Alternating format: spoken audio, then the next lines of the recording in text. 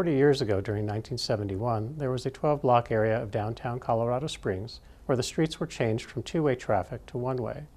Colorado Springs Gazette-Telegraph photojournalist Stan Payne made this photograph, titled "One-Way Confusion," looking west down Colorado Avenue, showing what appears to be a driver's nightmare of directional signs, which of course were necessary to keep traffic moving where it should.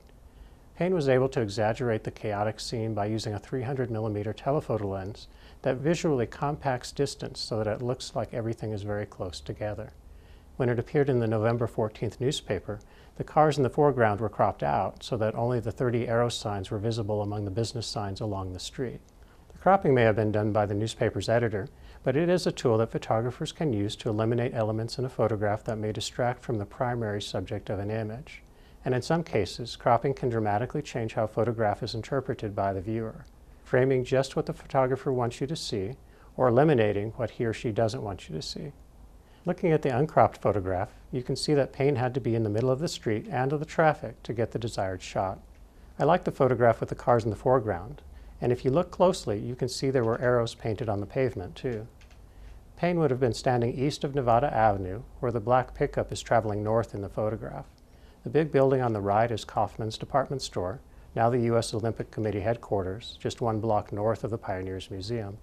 And down from there is Bain's Men's Clothing and the Antlers Plaza Chevron.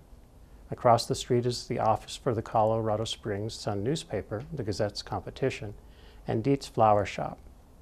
When I first saw this photograph, it reminded me of the song Signs by Five Man Electrical Band. I'm sure you've heard it. Sign, sign, everywhere a sign, blocking out the scenery, breaking my mind. Do this, don't do that, can't you read the sign? This was the number 3 song at its peak on the Billboard charts during late August 1971. It makes me wonder if Payne thought about the song when he made the photograph just a few months later. The population of Colorado Springs in 1971, about 125,000, was almost triple what it was just 20 years before. The growth of the city came with some growing pains, like downtown traffic. I think this photograph exposes the viewer to a bit of the disorder and confusion that Colorado Springs residents experienced back then, and it's still something we can relate to today.